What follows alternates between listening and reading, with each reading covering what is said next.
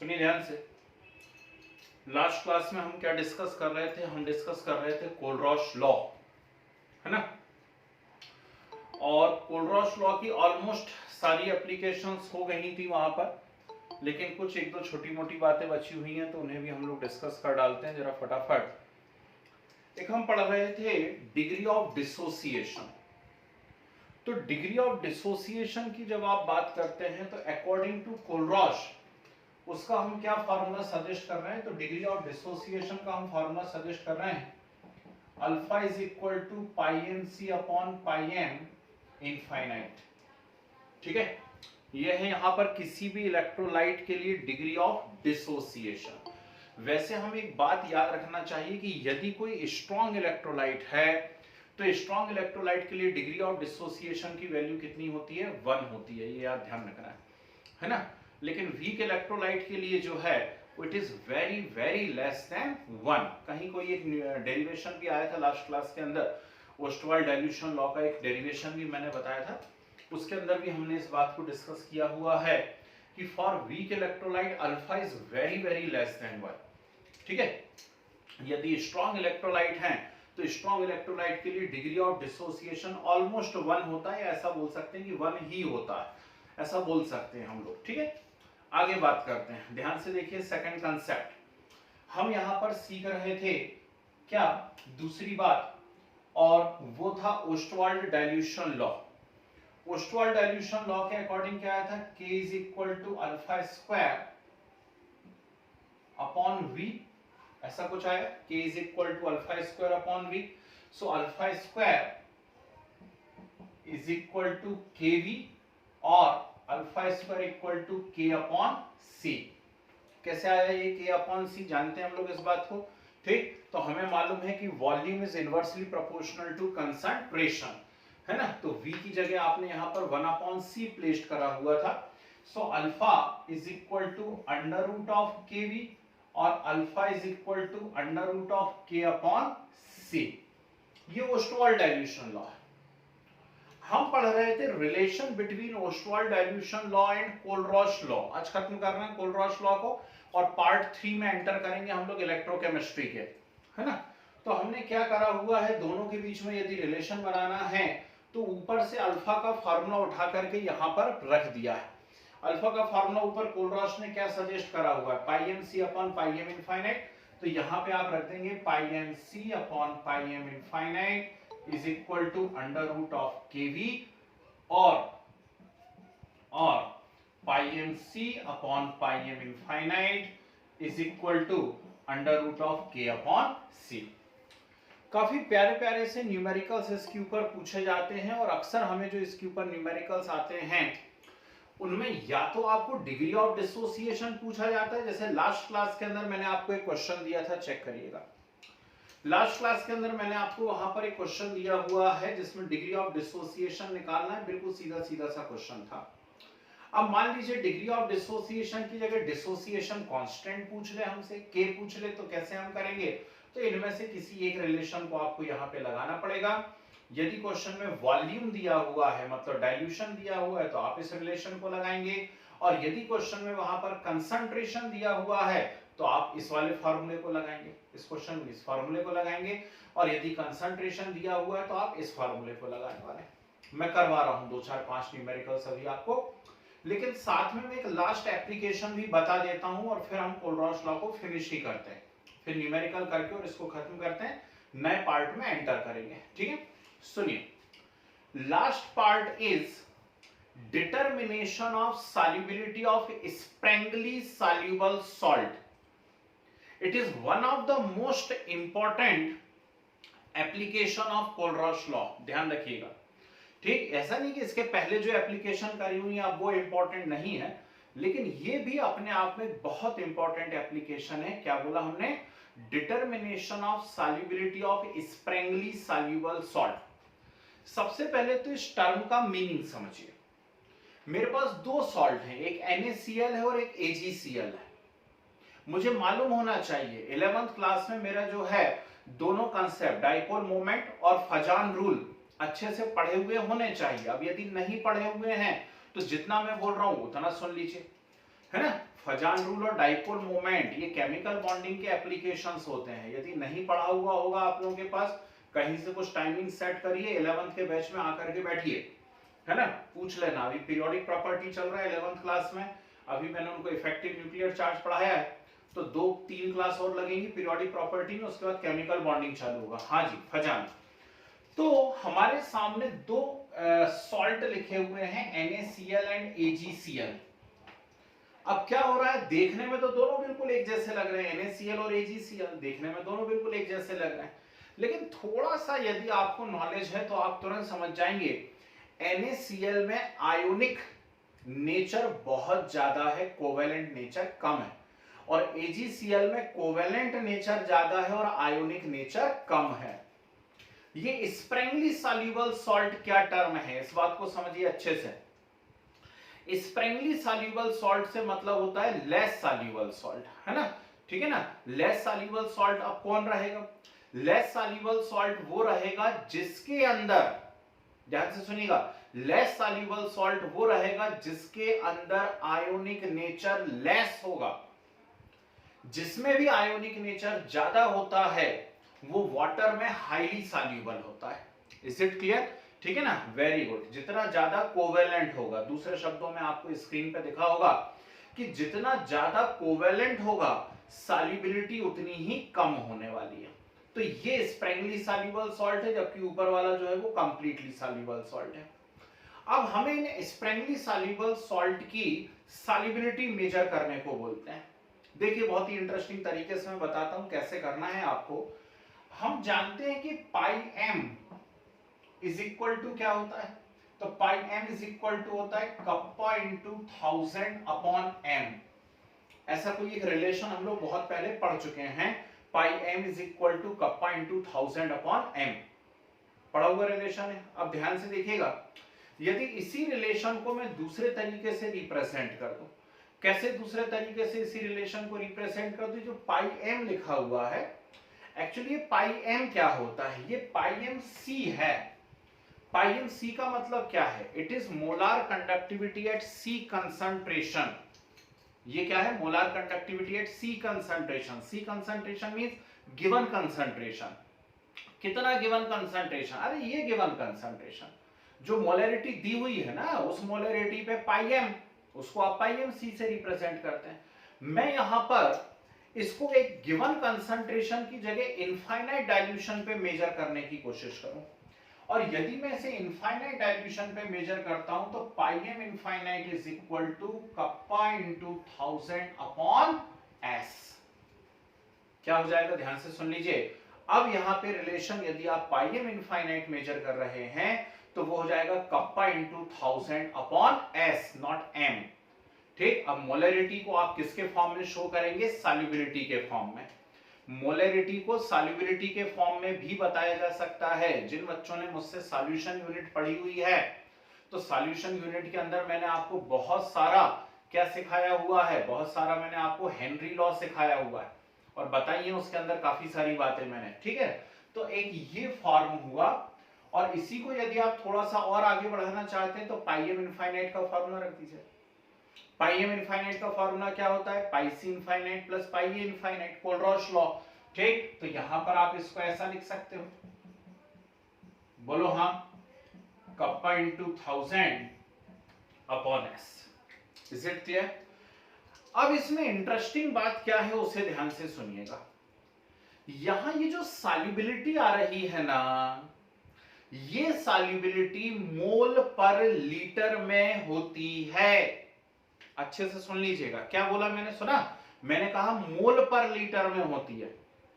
और जैसी बोला मोल पर लीटर में होती है तो आपके भी चेहरे पे ऐसी स्माइल आनी चाहिए थी, क्योंकि मोलैरिटी थी ना यार ऊपर।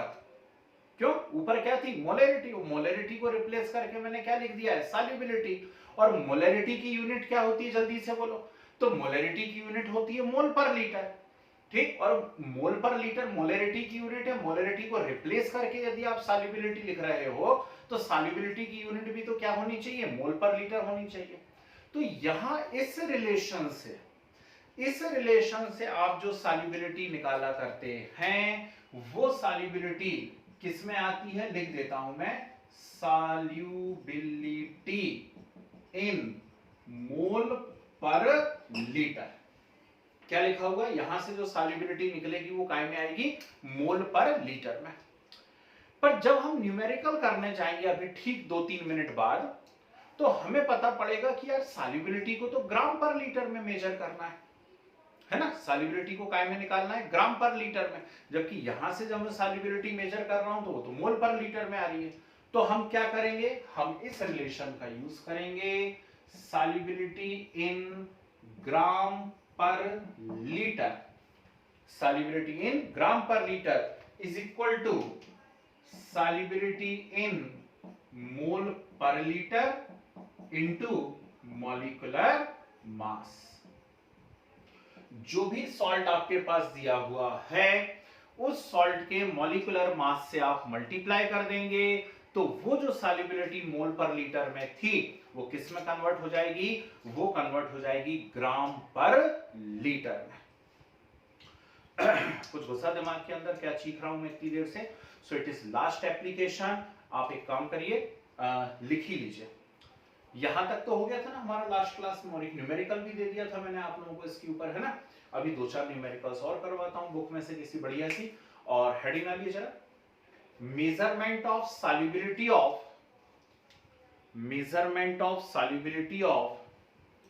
स्प्रैंगली सॉल्युबल सॉल्ट, या सीधा लिख दीजिए less soluble salt. Measurement of solubility of sparingly soluble salt, या सीधा लिख दीजिए वहां पे लेस सॉल्युबल सॉल्ट, जैसा भी लिखना हो, ठीक है।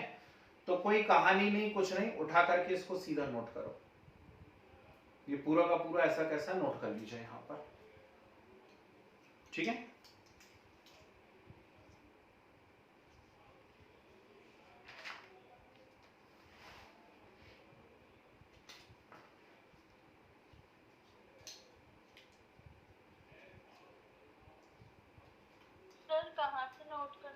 ये पाई एम या pi M c is equal to kappa into 1000 upon m, और नीचे तक पूरा, क्योंकि ये तो ऑलरेडी लिखा हुआ है हमारी कॉपी में। यदि किसी के पास नहीं लिखा हुआ हो तो इसको भी नोट कर लीजिए, ठीक है। यहाँ अल्फा किसको रिप्रेजेंट करता है, अल्फा रिप्रेजेंट करता है डिग्री ऑफ डिसोसिएशन को, और के रिप्रेजेंट करता है डिसोसिएशन कांस्टेंट को, ठीक है।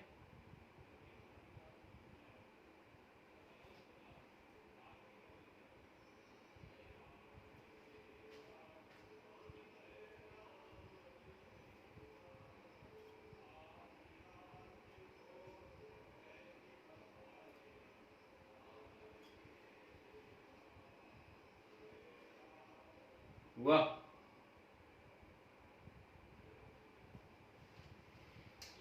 हरि बोल हरि बोल। चलिए एक सिंपल से क्वेश्चन से शुरुआत कर रहे हैं।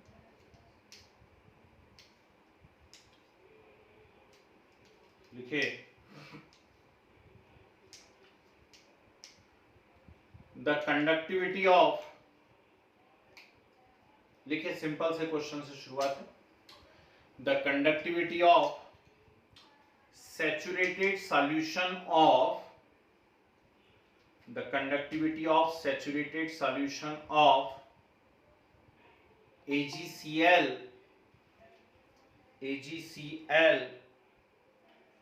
at 288 Kelvin, the conductivity of saturated solution of AgCl at 288 Kelvin is found to be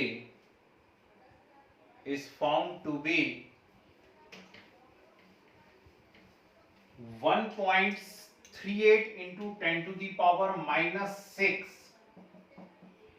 1.38 into 10 to the power minus 6 Simon centimeter inverse,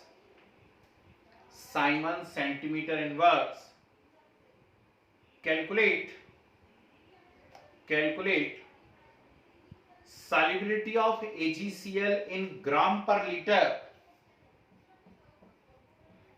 calculate solubility of AgCl in gram per liter given lambda infinite Ag positive 61.9 and lambda infinite Cl negative 76.3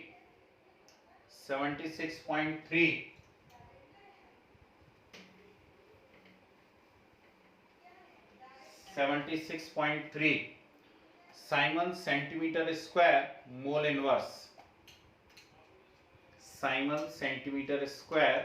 inverse लगाई दिमाग।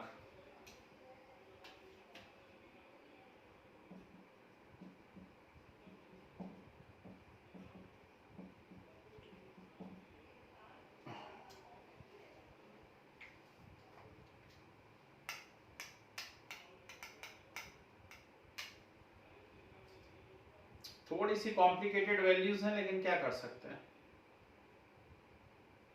Silver का atomic mass मालूम है सभी को? जिसे नहीं मालूम सुन लीजिए, सिल्वर का एटॉमिक मास होता है 108, ठीक है। और आई थिंक क्लोरीन का तो आप लोगों को मालूम ही होगा 35.5, है ना जी।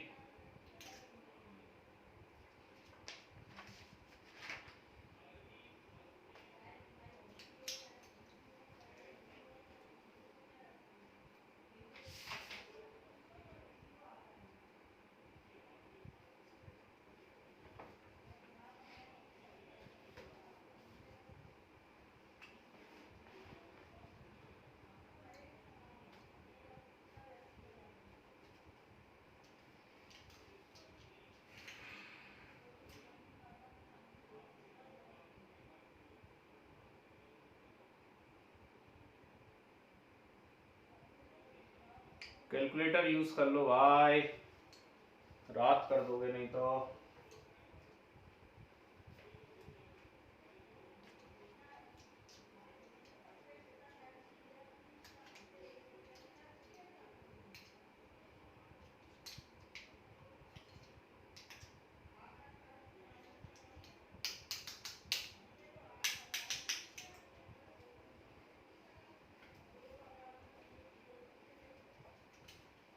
क्या बोलते हो बता दें?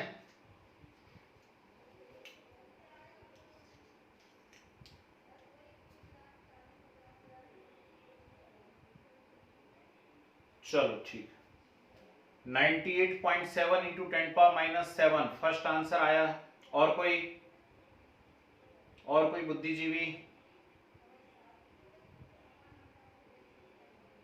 नहीं, चलो हटाओ बचाओ और बोर्ड पे आओ।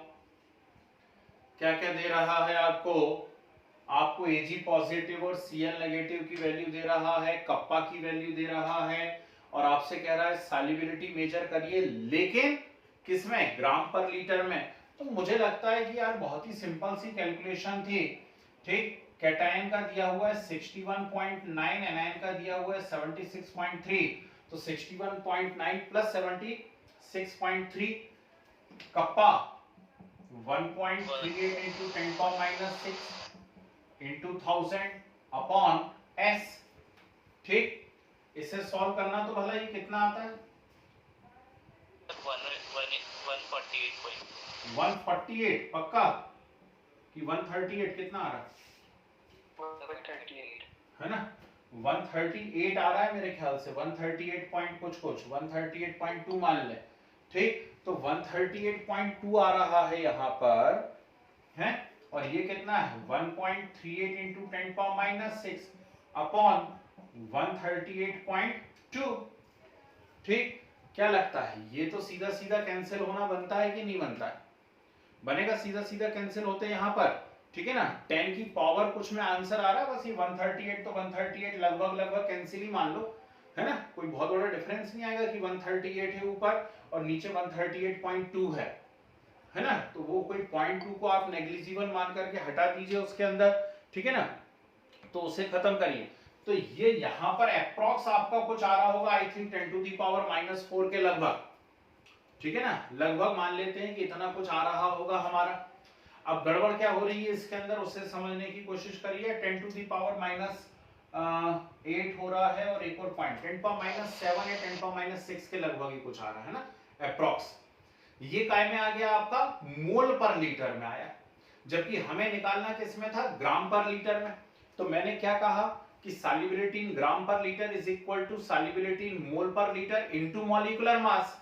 ठीक, AgCl की बात हो रही है और AgCl का मॉलिक्यूलर मास कितना आ रहा है, जल्दी से बोलिए, 143.5। Ag का 108 और Cl का 35.5, तो 108 इंटू 35.5 कीजिएगा 143.5 होगा, मल्टीप्लाई करिए आंसर आएगा जो भी आता हो। ठीक है ना, वो अब आप देखिए कितना आंसर आ रहा है, लेकिन मोस्ट इंपॉर्टेंट लगा लीजिए इस क्वेश्चन के ऊपर। बहुत बहुत बहुत पूछा गया क्वेश्चन है और फिर से पूछे जाने की पॉसिबिलिटी है इसकी। क्लियर है बात? ठीक, नेक्स्ट क्वेश्चन लिखिए, वापस से मिलता जुलता लिखिए next question.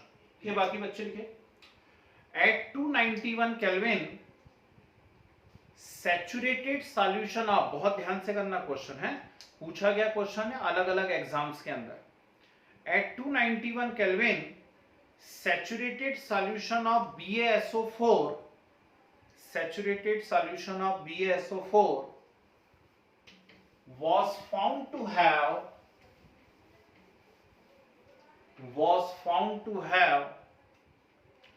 a specific conductivity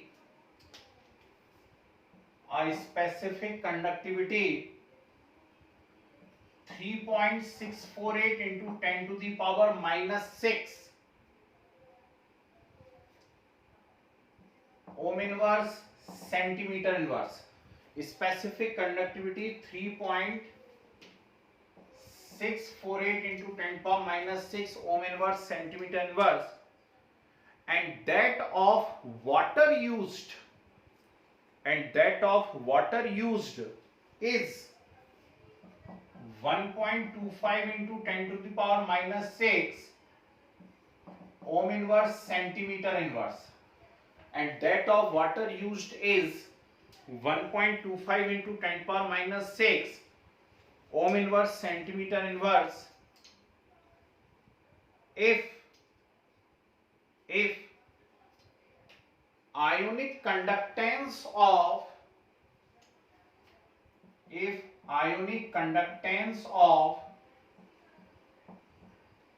Ba+2 and SO4-2 Ba+2 and SO4-2 are 110 and 136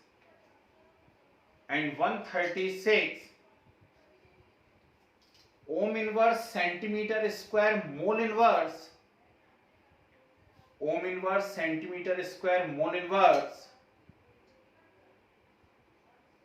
then calculate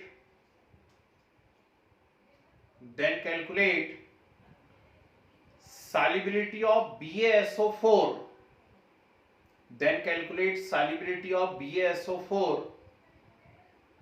at 291 Kelvin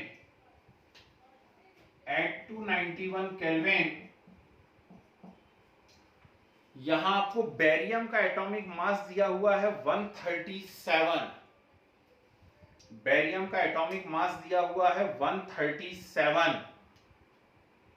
ठीक है, बहुत सोच समझ के करिए क्या करना चाहिए इस क्वेश्चन के अंदर।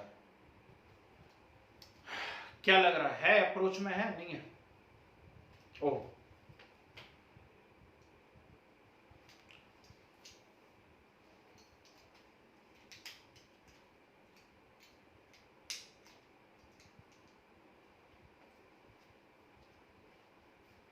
बताऊं, मैं बताऊं?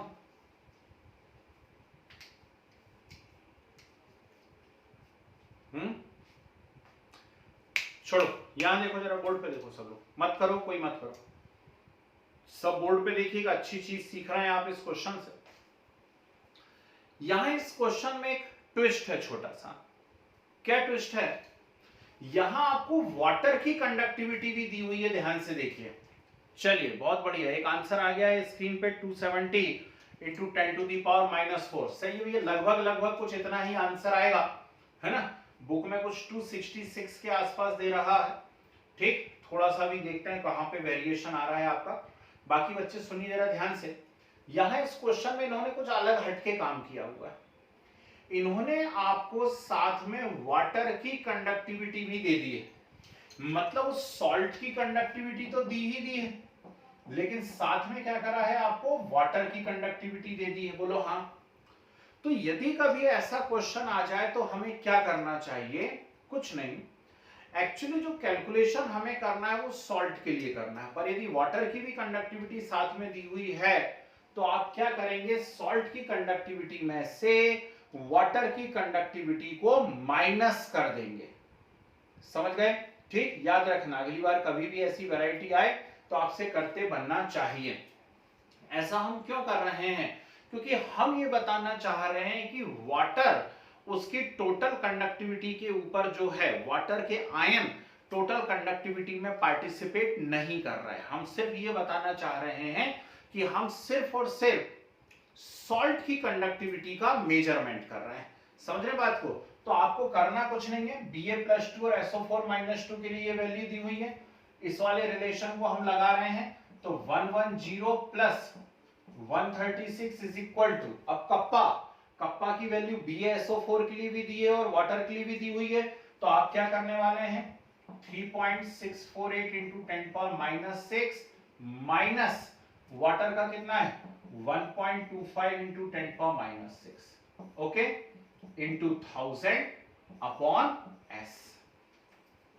ये आपको करना पड़ेगा और ये आपके सिलेबस में से बता रहा हूं मैं, आपकी एनसीईआरटी एक्सरसाइज के अंदर का कहीं का क्वेश्चन है या किसी भी एक दूसरी नॉर्मल बुक का क्वेश्चन है, तो आप ये नहीं बोल सकते कि कैलकुलेशन बड़ी टिपिकल आ रही है। कैलकुलेशन आपके 12th के सिलेबस की है, आपको करना पड़ेगा। तो यहां से आप निकालेंगे सॉल्युबिलिटी, ये जो सॉल्युबिलिटी आपकी आएगी वो किस में आने वाली है, वो आने वाली है मोल पर लीटर में, ठीक। अब आप क्या करने वाले हैं, BaSO4 का मॉलिक्यूलर मास फाइंड करेंगे। BaSO4 का मॉलिक्यूलर मास कैसे निकलेगा, Ba plus S plus 4O, Ba का है 137, सल्फर का 32 and 4 into 16। Is it clear. ये जो भी मॉलिक्यूलर मास आएगा उसका मल्टीप्लाई कर देंगे सॉल्युबिलिटी में, तो ये जो सॉल्युबिलिटी है ये मोल पर लीटर से चेंज हो जाएगी किसमें, ग्राम पर लीटर में। इज इट क्लियर, समझ में आया है। तो लास्ट जो एप्लीकेशन थी उसके ऊपर क्वेश्चन समझ में आ रहे हैं, किस प्रकार से पूछे जाते हैं, कैसे करे जाते हैं, ठीक है ना। तो मैं एग्जैक्ट आंसर आपको बता देता हूं, बुक में मेरे पास आंसर अवेलेबल है, उसमें से ढूंढ करके यहां पर आंसर आपको दे रहा है 2.66 इंटू 10⁻⁻3। लिख लीजिए आंसर जो आना चाहिए आप लोगों का, 2.66 इंटू 10⁻⁻3 ग्राम पर लीटर, ठीक है ना। वेरी गुड, 2.26 ठीक है, थोड़ा बहुत कहीं पर डेसिमल में डिफरेंस आ रहा होगा, है ना, देख लेना, जो भी आ रहा हो इसी के आसपास कुछ आंसर आएगा, ठीक है। चलिए एक लास्ट क्वेश्चन करके बताइए, देखते हैं कितना आप लोगों का जो है ब्रेन डेवलप हो चुका है एज अ ह्यूमन। लिखो, the conductivity of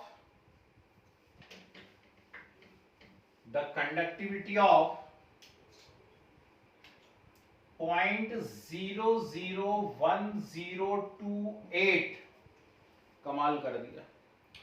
The conductivity of 0.001028 molar acetic acid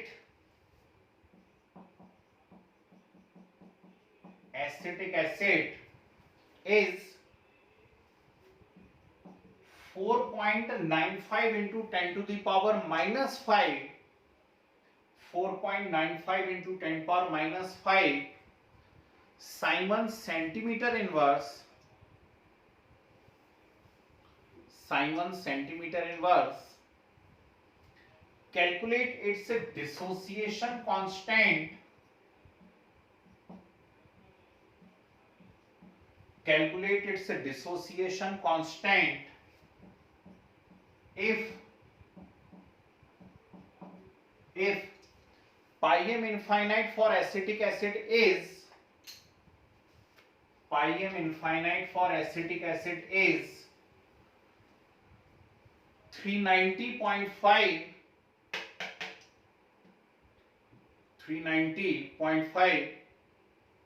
Simon centimeter square mole inverse. Simon centimeter square mole inverse. अकल लगाइए. ठीक है, देखिए क्या पूछा गया है.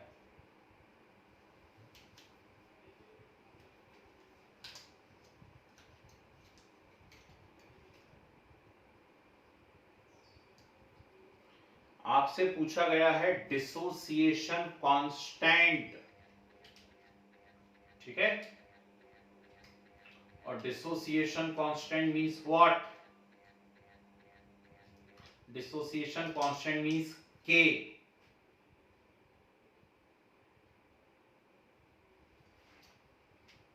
करो जरा.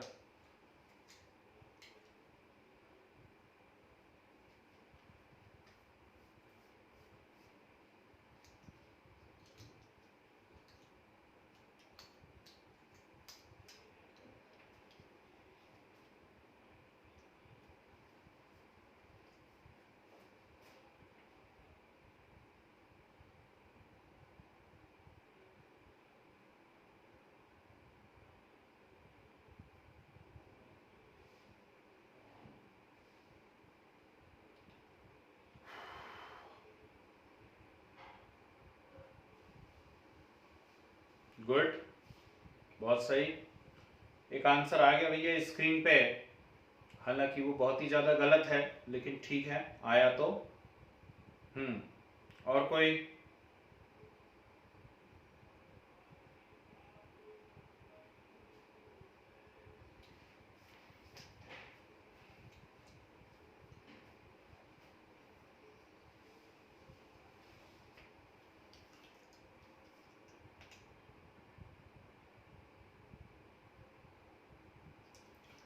चलिए, मुझे नहीं लगता इतना टाइम लगना चाहिए ऐसे क्वेश्चंस के अंदर. आपको बोल रहा है डिसोसिएशन कांस्टेंट मेजर कीजिए, तो कीजिए, है ना. साइंस लूंगा तो ले लो science.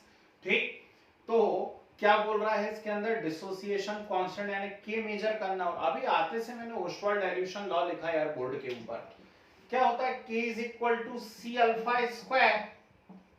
k equal to C alpha square. Very good. चलिए एक और आंसर आया 168 इंटू 10 टू दी पावर -7. थोड़ा सा आसपास सही है ना. मेरी बुक में कुछ और नियर बाय आंसर दे रहा है. ठीक, इतना नहीं दे रहा जितना आप बता रहे हैं. तो मैंने यहां पर लिखा हुआ है k equal to C alpha square. बोलो हाँ. c means what? कंसंट्रेशन, है ना. और कंसंट्रेशन मींस मोलैरिटी. तो ये तो दी हुई है c की वैल्यू.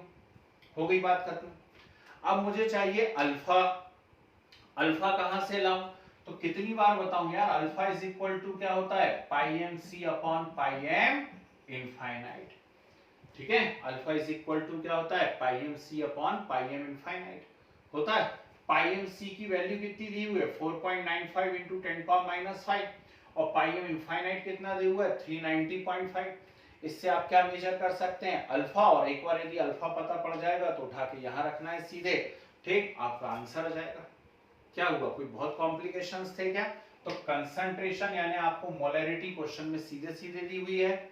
अल्फा निकालने का तरीका क्या होता है? तो अल्फा निकालने का तरीका होता है alpha is equal to pi M C upon pi M infinite.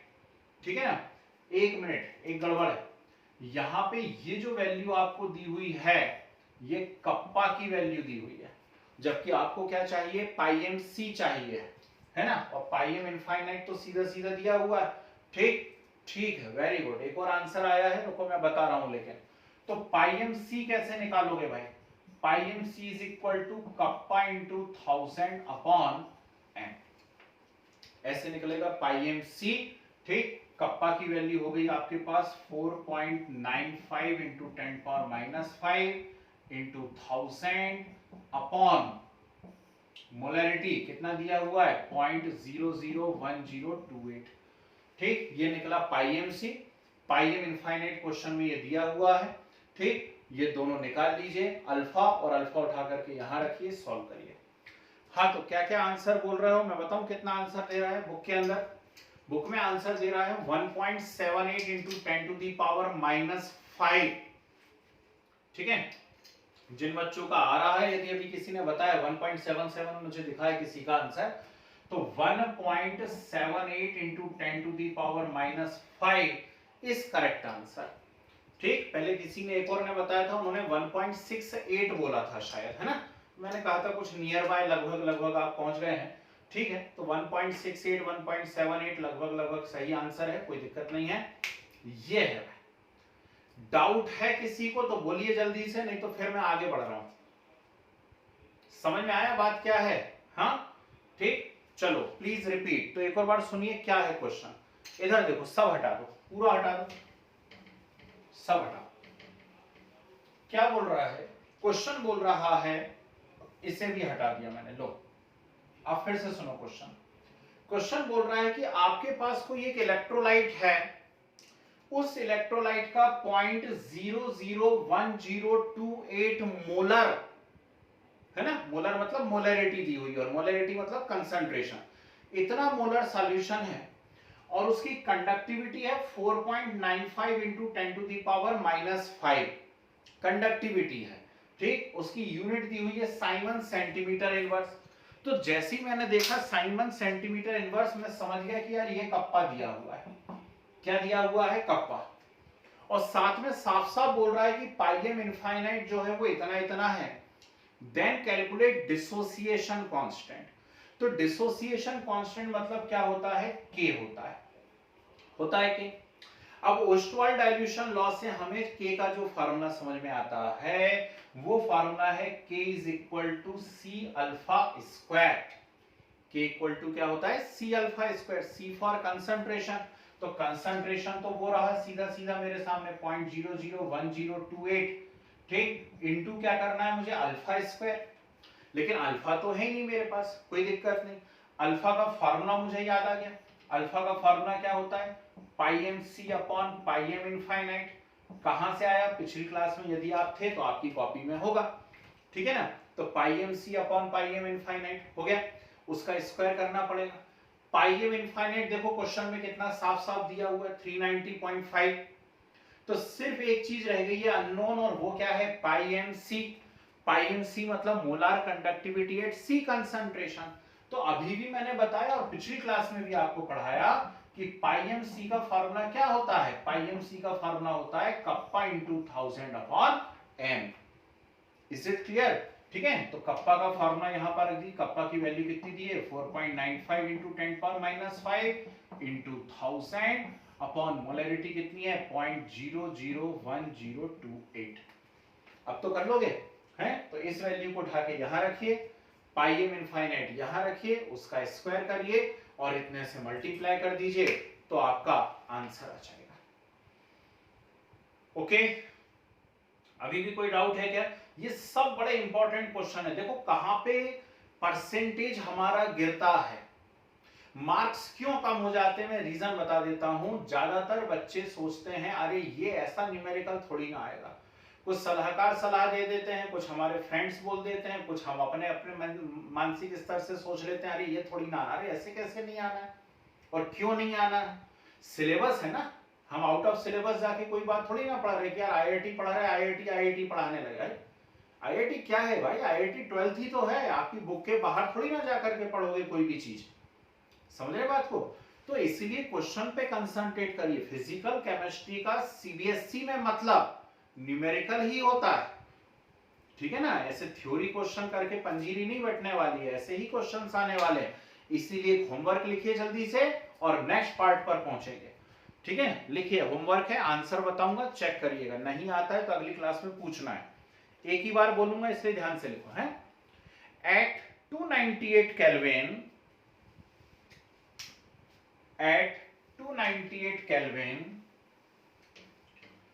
the pi m infinite for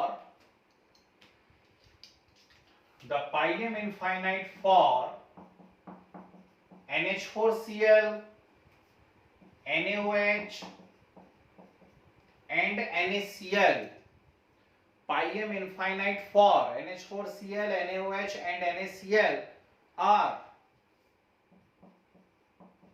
129.8, 217.4 and 108.9 Simon centimeter square mole inverse respectively. Simon centimeter square mole inverse respectively if molar conductivity of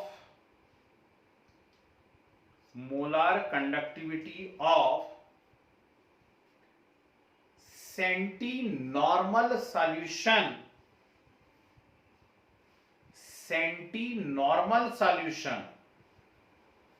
of NH4OH centinormal solution of NH4OH is 9.33 Simon centimeter square mole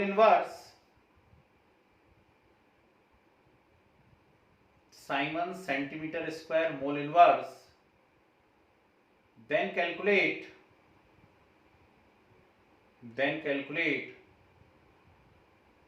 percentage dissociation and very good percentage dissociation and dissociation constant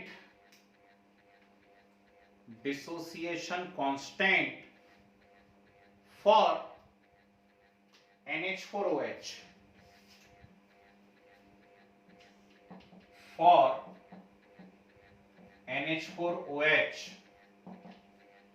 ठीक है। Answers बता दे रहा हूं आपको। चलिए अब तो सब कुछ ही लीक हो गया, अब क्या बचा उस क्वेश्चन के अंदर, है ना। परसेंटेज डिसोसिएशन से मतलब है आपको डिग्री ऑफ डिसोसिएशन मेजर करना है और ये रहा dissociation constant that is 1.599 into 10 to the power -5। Okay, तो एक बहुत ही प्यारा सा क्वेश्चन है, ये आपका होमवर्क है, इसे आपको सॉल्व करना है, ठीक है। आ जाएगा, बिल्कुल आएगा, सिंपल क्वेश्चन। घुमाने की कोशिश करी गई है लेकिन जो थोड़ा सा भी पढ़ा लिखा है वो समझ गया कि जबरदस्ती मजे ले रहे हैं इसके अंदर, है ना। ऐसा कुछ है नहीं क्वेश्चन में जी। तो ये फिनिश हुआ भाई साहब हमारा पार्ट 2। भूल मत जाना इतनी सारी चीजों के अंदर कि अरे क्या क्या पढ़ लिया। हम पढ़ रहे हैं केमिस्ट्री, कई लोगों को ये बताना पड़ता है बीच बीच में, और केमिस्ट्री में भी हम पढ़ रहे हैं इलेक्ट्रोकेमिस्ट्री। और इलेक्ट्रोकेमिस्ट्री के अंदर पार्ट 1 में हमने क्या देखा हुआ है, पार्ट 1 में हम लोगों ने सीखा हुआ है कि कंडक्टर क्या है, इंसुलेटर क्या है, ठीक, मेटेलिक कंडक्टर, इलेक्ट्रोलाइटिक कंडक्टर। फिर हमने देखा हुआ रेजिस्टेंस क्या होता है, रेजिस्टिविटी क्या है, कंडक्टेंस क्या है, conductivity, cell constant, molar conductivity, equivalent conductivity. ये पार्ट 1 की बात कर रहा हूं। फिर हमने वहां डिस्कस करा फैक्टर्स अफेक्टिंग कंडक्टेंस, और फिर डिस्कस करा फैक्टर्स अफेक्टिंग कंडक्टिविटी, है ना। तो जिसमें पाई एम, पाई इक्यू और कप्पा पे कौन कौन से फैक्टर इफेक्ट डाल रहे हैं वो सीखा था। ये सब पार्ट 1 के अंदर हो चुका था। अच्छे खासी न्यूमेरिकल वैरायटी मैंने करवा दी थी, सफिशिएंट है। पार्ट 2 पे जब हम लोग पहुंचे तो पार्ट 2 पे हमारा सामना हुआ कोलरॉश अंकल से। पिछली क्लास में पढ़ा, रिमेनिंग पार्ट आज पढ़ लिया हम लोगों ने। ये कोलरॉश लॉ फिनिश, इस पे भी सफिशिएंट न्यूमेरिकल का कलेक्शन है। यदि आप लोगों के पास टाइम नहीं है किसी और पब्लिकेशन पे जाने पे या एक्स्ट्रा क्वेश्चन करने पे, तो बिल्कुल जरूरत भी नहीं है। इतने क्वेश्चन से आपकी सारी वैरायटीज कवर हो रही हैं, कुछ एक्स्ट्रा करने की जरूरत नहीं है, इतना तो कीजिए। अब हम सबसे टिपिकल पार्ट में एंटर कर रहे हैं और ये है पार्ट 3। क्यों बोल दिया मैंने पढ़ाने के पहले ही सबसे टिपिकल पार्ट, क्योंकि इस पार्ट के अंदर मैं आपको पढ़ाने जा रहा हूं डिफरेंट टाइप्स ऑफ सेल, ठीक है, क्या पढ़ने वाले हम लोग? डिफरेंट टाइप्स ऑफ सेल्स पढ़ने वाले हैं। अब different type of cell, cell से मतलब क्या है? सेल से मतलब ये है कि आप सभी लोग अपना अपना मोबाइल अभी यूज कर रहे हैं, कुछ बच्चे हो सकता है अपना अपना लैपटॉप यूज कर रहे हो, तो आपके मोबाइल के अंदर एक सेल डला हुआ है, आपके लैपटॉप के अंदर भी एक सेल डला हुआ है, जिससे आप लोग बैटरी बोल रहे हैं। अच्छा चलो, उनने पीसी यूज कर रहे हैं ना, ठीक है, तो उसमें भी हो सकता है कुछ छोटी मोटी लगी हुई हो, एक आध बैटरी आपके पास एक्स्ट्रा में, है ना, पावर बैकअप के लिए कि लाइट चली जाए यदि, ठीक है, लिथियम आयन बैटरी या लिथियम सेल आप यूज कर रहे हैं, है ना। घड़ी पहन करके बैठे हुए हो गए यदि, रिस्ट वॉच, तो उसके अंदर एक सेल लगा हुआ है ऐसा छोटा सा, उसको बोलते हैं बटन सेल। रिमोट कहीं आसपास पड़ा होगा या दीवार पे घड़ी लगी हुई होगी, तो उसके अंदर एक लंबा सा सेल लगा हुआ होगा, ड्राई सेल या लेक्लांशी सेल। पावर बैकअप यदि आपके पास होगा, या आपकी कार में या फिर बाइक के अंदर या फिर एक्टिवा के अंदर एक सेल लगा हुआ होगा, उसको बोलते हैं lead storage battery. All of these are electrochemical cells. सुनते चलो भाई, अब थोड़ा सा टिपिकल पोर्शन है लेकिन सीख जाओगे, है ना। हाँ, मेरे मुंह से सेल सेल निकलेगा, और मोर देन वन सेल का जब सीरीज कॉम्बिनेशन होता है तो उसको आप बैटरी कहने लगते हैं, ठीक है ना, तो वही बैटरी बन जाएगा, तो उसमें कोई अलग कहानी नहीं है। हम सेल पढ़ रहे हैं, हम एक सिंगल कंस्ट्रक्शन पढ़ेंगे। हाँ, लेड स्टोरेज बैटरी पढ़ाऊंगा, लेड स्टोरेज सेल नहीं पढ़ाऊंगा, 12 वोल्ट चाहिए क्योंकि हमें उससे। हाँ, तो वापस आओ, यहां मैं क्या बोल रहा हूं, पहले मेरी बातें सुनो। मैंने कहा इस पोर्शन में हमें सेल डिस्कस करना, और ये जितने भी एग्जांपल्स मैं आपको बता रहा हूं, आपके रिस्ट वॉच के अंदर कुछ लगा हुआ है ना, आपकी दीवार घड़ी है उसके अंदर एक सेल लगा हुआ है, रिमोट के अंदर एक सेल लगा हुआ है, कार के अंदर एक बड़ी सी बैटरी रखी हुई है, बड़ी भारी सी। ये सब क्या है? ये सब इलेक्ट्रोकेमिकल सेल्स हैं। इलेक्ट्रोकेमिकल सेल्स क्या होती हैं? इलेक्ट्रोकेमिकल सेल्स होती हैं ऐसी सेल जिनके अंदर केमिकल रिएक्शन हो और हमें बाहर सर्किट में क्या हो जाए, करंट मिल जाए।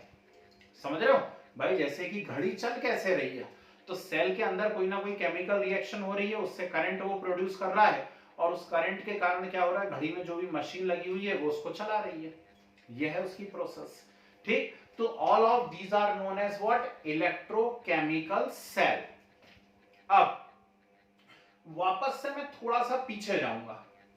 क्या किसी को डाउन सेल नाम याद आ रहा है? डाउन सेल क्या किया था? डाउन सेल से हमने, जरा बोल करके बताइए, मैं सुनना चाहता हूं।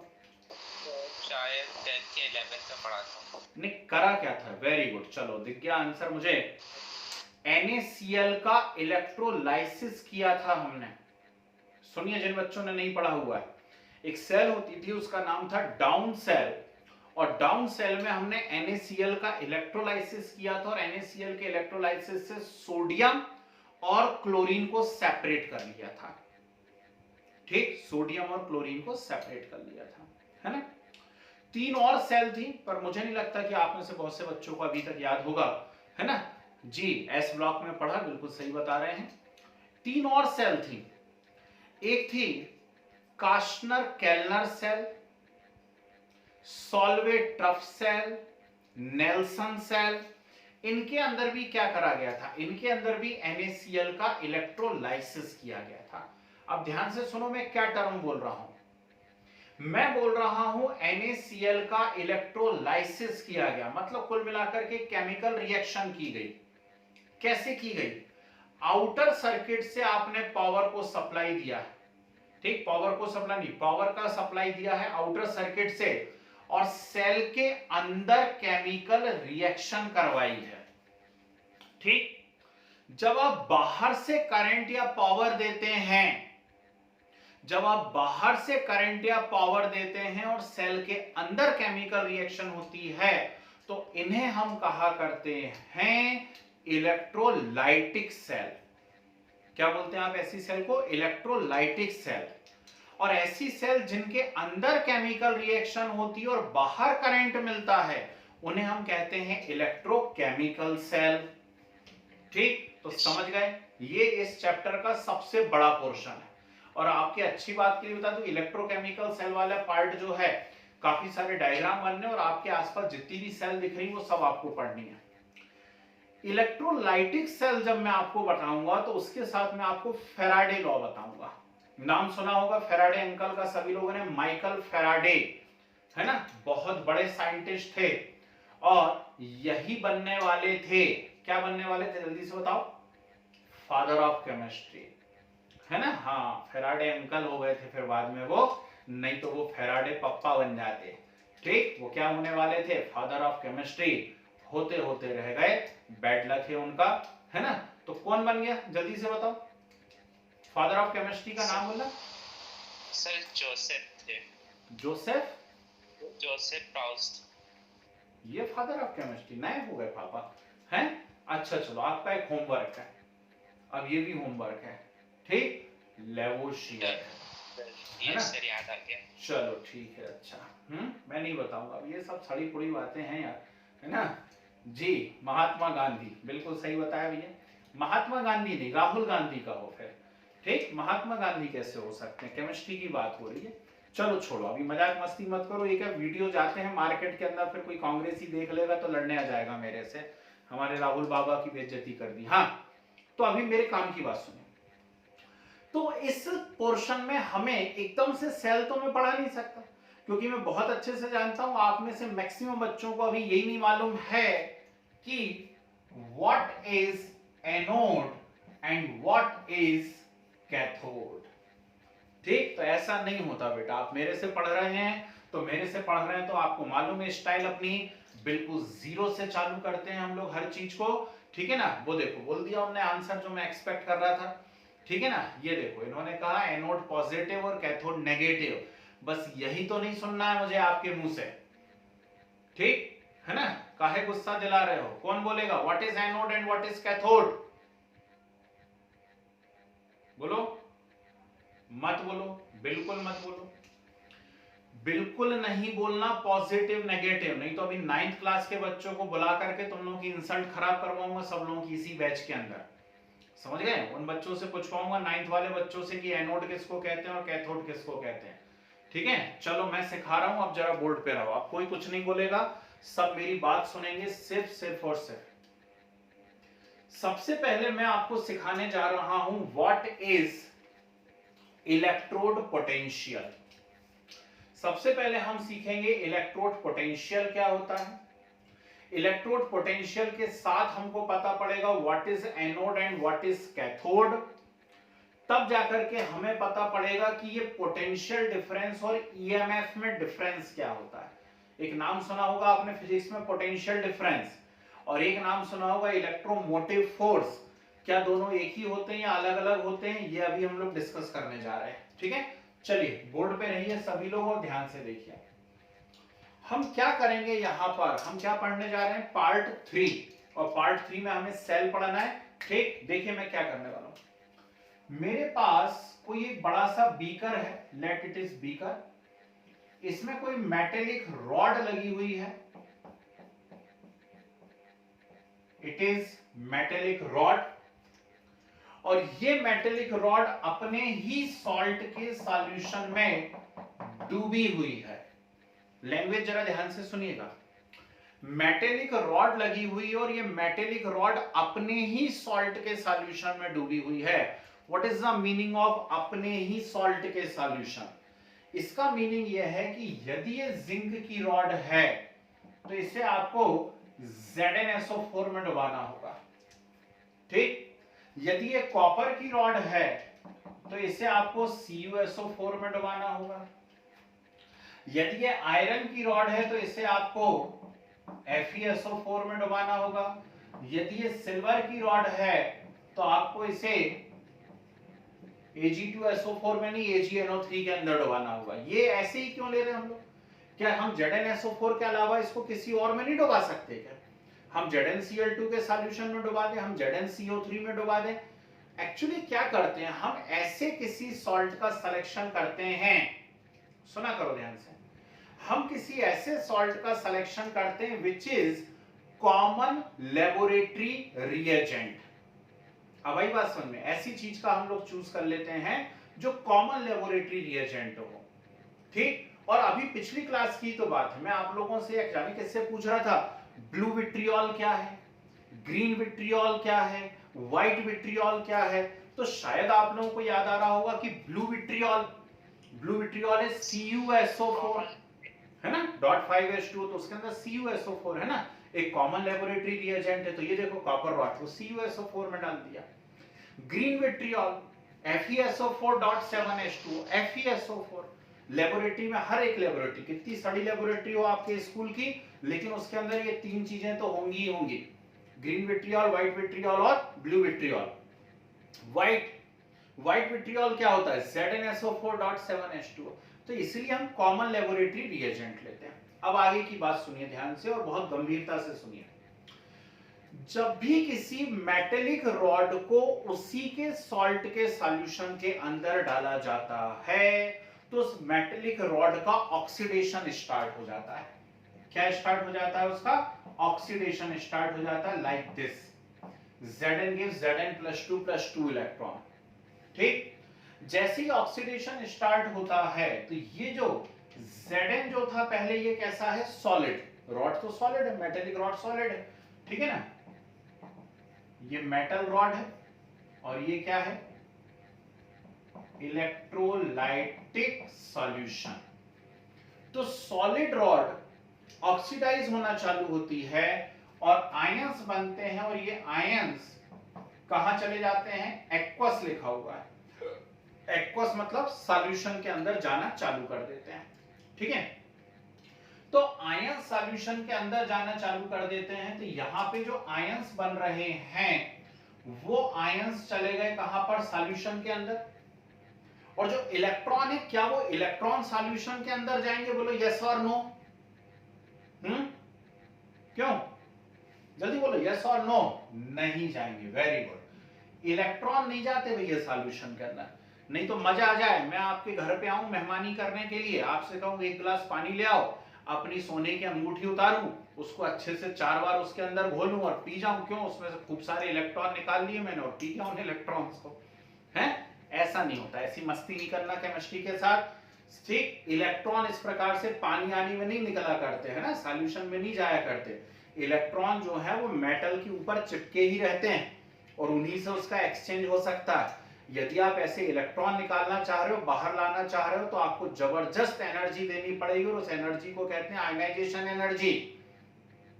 तो ऐसे पानी आने में घुल के इलेक्ट्रॉन नहीं निकला करते हैं, है ना। अब इससे हुआ क्या, उस बात को समझिए जरा, मामले की गंभीरता को।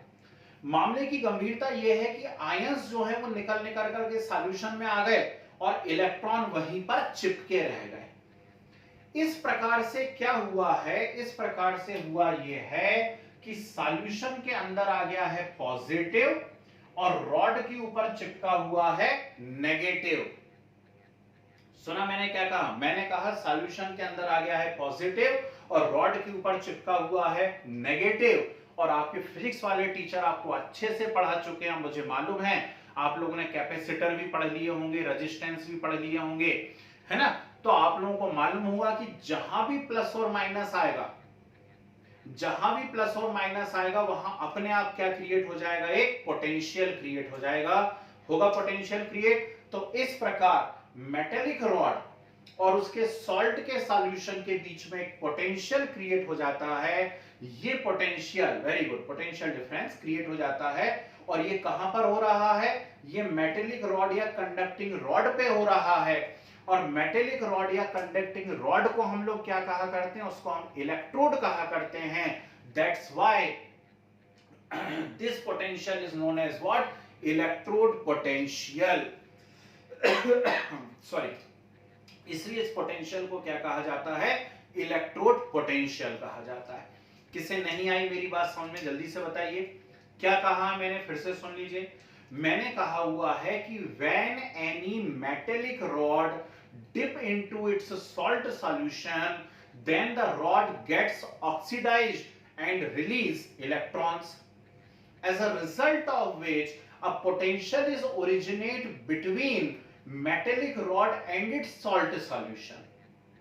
अब पोटेंशियल जहां भी प्लस माइनस आया ना, तो रॉड के ऊपर क्या आया है, माइनस, और सॉल्यूशन के अंदर कौन आ गया है, प्लस। ठीक, तो प्लस और माइनस आ गए, जहां भी प्लस और माइनस आएंगे वहां पोटेंशियल क्रिएट हो जाएगा।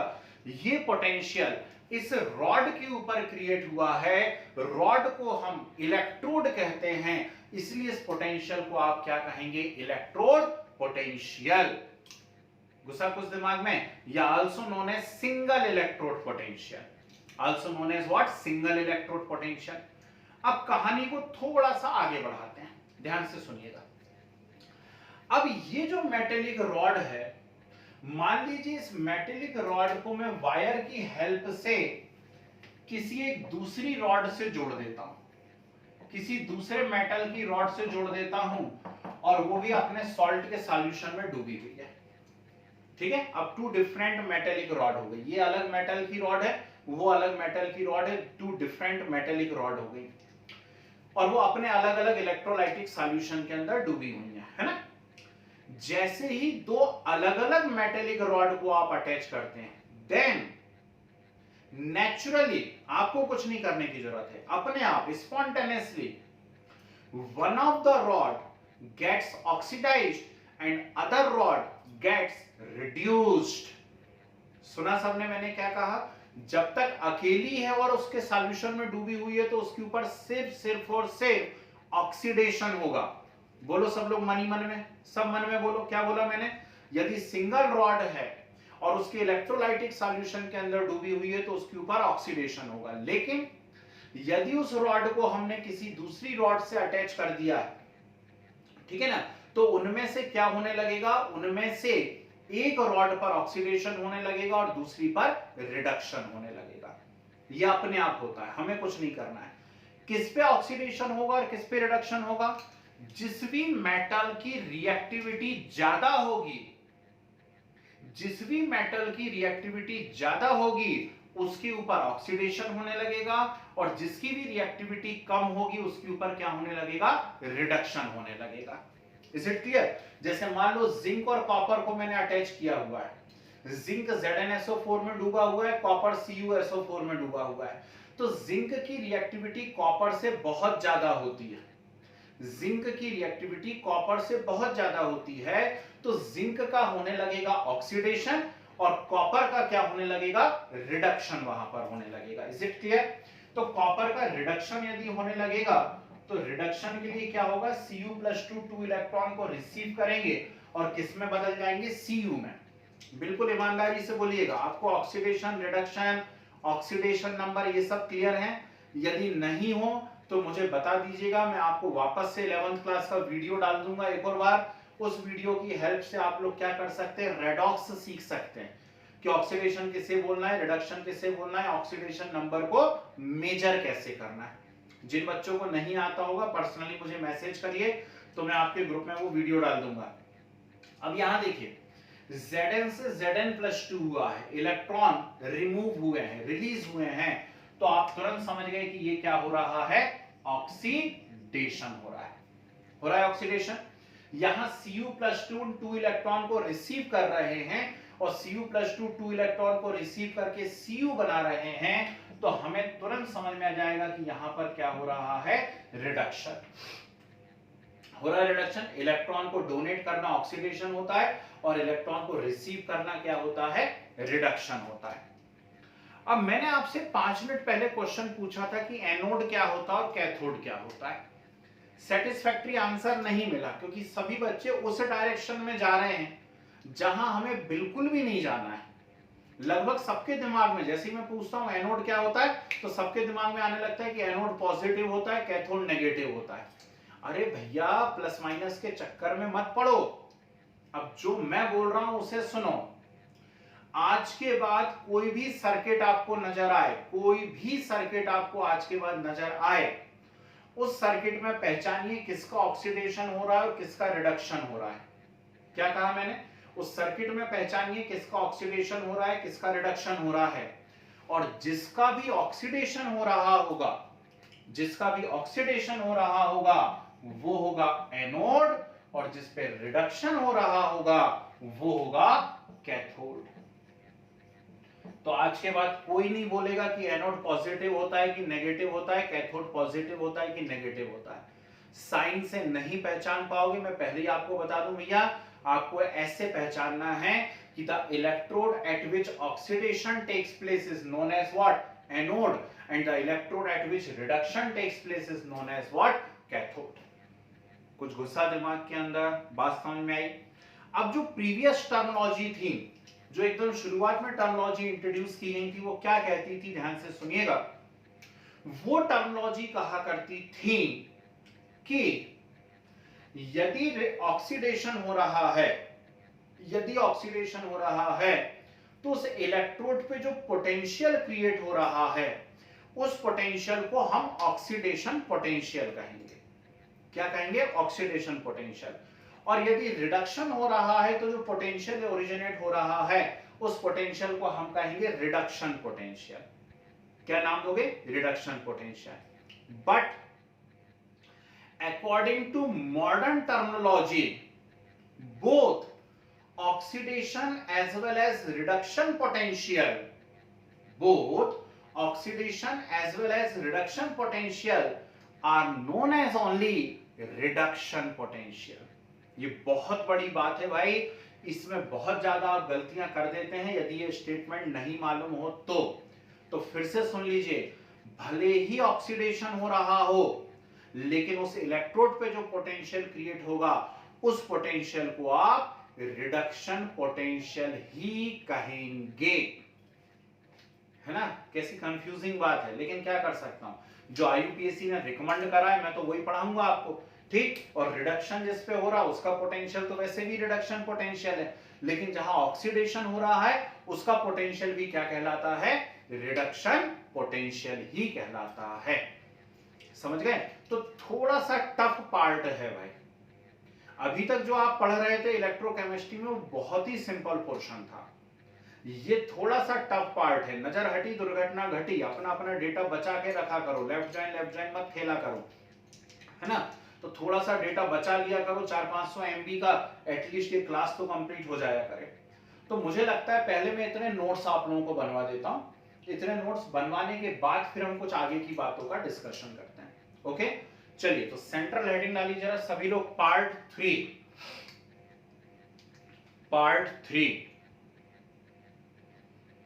पहले वो सब कुछ लिख लो जो हम इसके अंदर पढ़ने वाले हैं। लिखिए इसके अंदर हम क्या क्या पढ़ने वाले हैं। पार्ट 3 डाला, उसके नीचे लिखो include electrode potential, comma standard electrodes,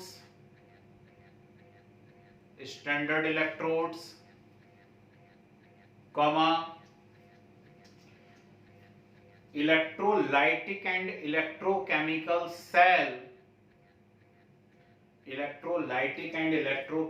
cell, with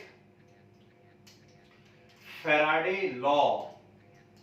इतना बड़ा पार्ट है ये, with Faraday law। चलो बाबू, हेडिंग डालो जरा सभी लोग, एकदम सुंदर सी डाली heading, electrode potential.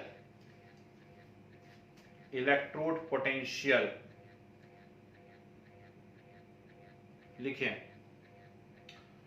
when any metallic rod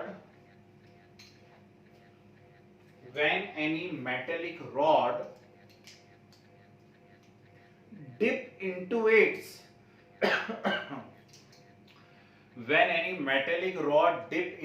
its salt solution,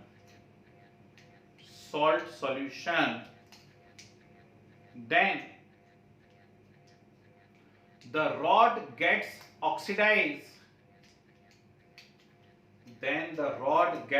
oxidized, and a potential is originate between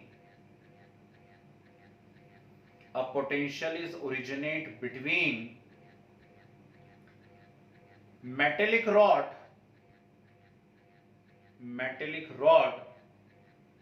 and its salt solution,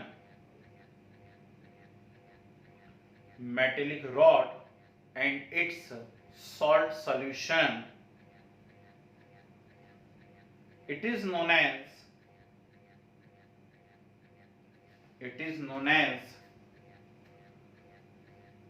single electrode potential. It is known as single electrode potential, or only electrode potential.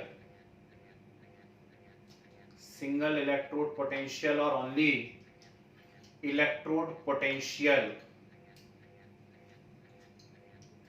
Arrow का sign बना के लिखिए, when measured at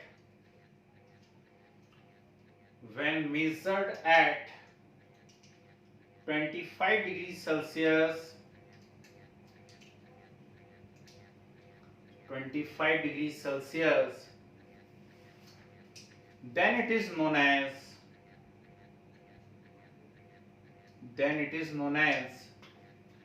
standard electrode potential. Then it is known as standard electrode potential, denoted by E0.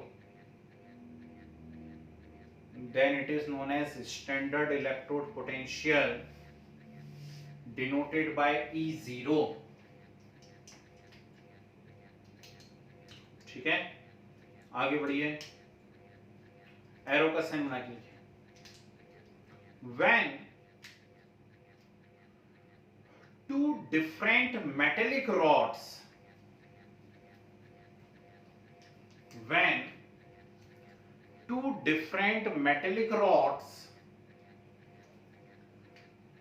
dip into their salt solution,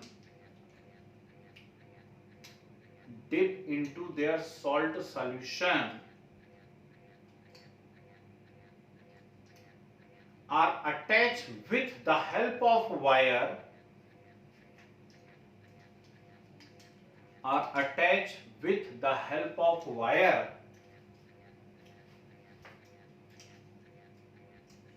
then oxidation takes place at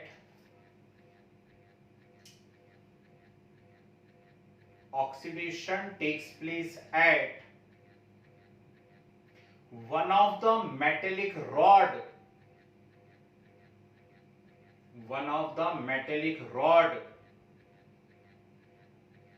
bracket में लिखिए, small bracket में, more active,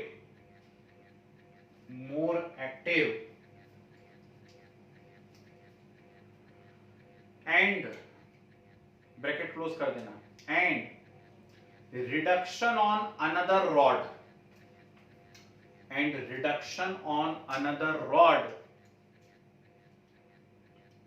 bracket में लिख लीजिए, less active.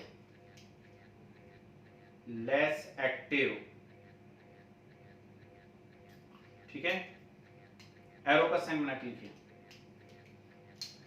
the rod or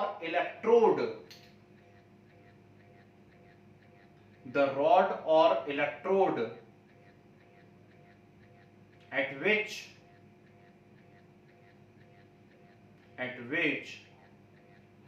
oxidation takes place, the rod or electrode at which oxidation takes place is known as anode,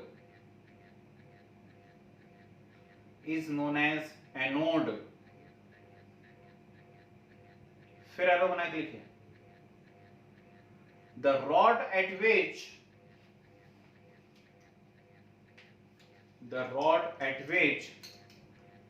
reduction takes place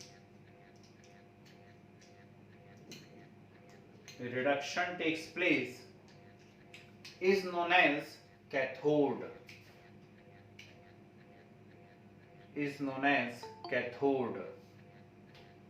ठीक है, The electrode or the rod at which oxidation takes place is known as anode and at which reduction takes place is known as what? Cathode. ठीक है ना? Arrow का sign बना के लिखिए वापस से. The potential originate due to oxidation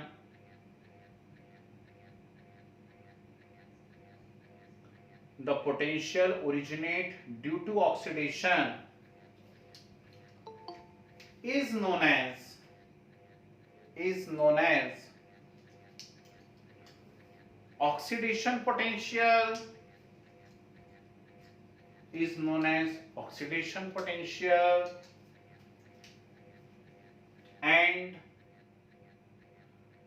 the potential originate due to reduction, the potential originate due to reduction is reduction potential, is reduction potential. ठीक है, एरो बना के लिखिए. बहुत इंपॉर्टेंट स्टेटमेंट है, आप एरो बना के उस पर इंपॉर्टेंट भी लगा लेना है. Nowadays